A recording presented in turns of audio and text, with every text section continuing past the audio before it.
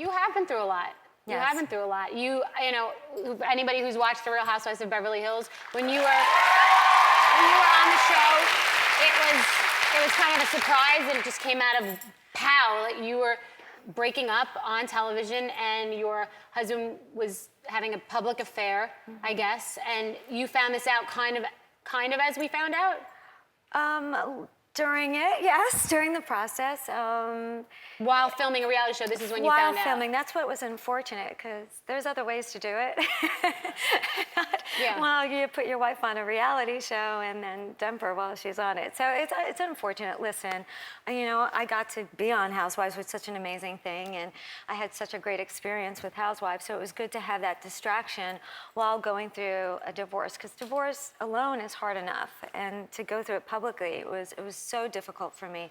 And my kids helped me through it. You know, just looking at their faces, you just go, I need the strength to be there for them and be the best mom I can be for them. So and they thank God for my children. Now, so you said, you know, your husband put you on the reality show. You did the show because Kelsey said that you really should do it. Do you think subconsciously he wanted to kind of get caught by putting Freud would have a field day with someone putting you on a reality show and then having an affair at the same time. What do you think about that? It could be. I don't know. I don't know what he was thinking at the time. I knew he had met her before I was even asked to be on the show. And you were married 14 years? 13, but we were together for over 14. For over 14. Now, usually, I always find in relationships that if it doesn't work out later, at the end, I always say, oh, you know, I should have seen that sign, or in the beginning, I remember it being like that. Were there any signs in the beginning of your relationship that something was off, or in the beginning, were you just in wedded bliss and you were blindsided? Well, the fact that he wanted me to do a reality show, that should have been a sign. I mean... Oh, but that was late in the process. I mean the beginning. I mean early on.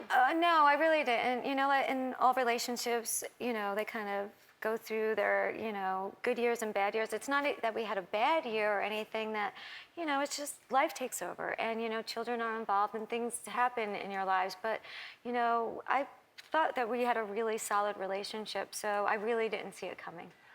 So when you did find out, so then did you cut off contact? You didn't speak anymore? No. I didn't really find out to the very end, because when I through a mutual friend, I found out that he was doing something that she wasn't happy about, and then he had called me that evening and said that it was over. With her? With me. Oh, okay. It was over. No, our relationship was over, and it was several months into the taping of Housewives. So that phone call came in like June. And then you didn't speak again after that? No, we were still in communication for some time, because we have children. But did he want to get back together, or did he say, I'm sorry, or I really want you, or anything like that? Or he was just like... No. He basically said that he has moved on. He didn't tell me that there was a woman in his life. He just said that he no longer wanted to be married, and that was that. And I said, well, let's try to go to therapy together, because we have these two beautiful children, and we've been together for 14 years. You just don't throw away a relationship that, you know, we've been a team. He was my best friend. And I loved him very, very much. And no, he did not want to work with me and go to therapy. So. Were you together when you told your children that you were splitting up? Oh, that's a funny story. No, I didn't see him for months.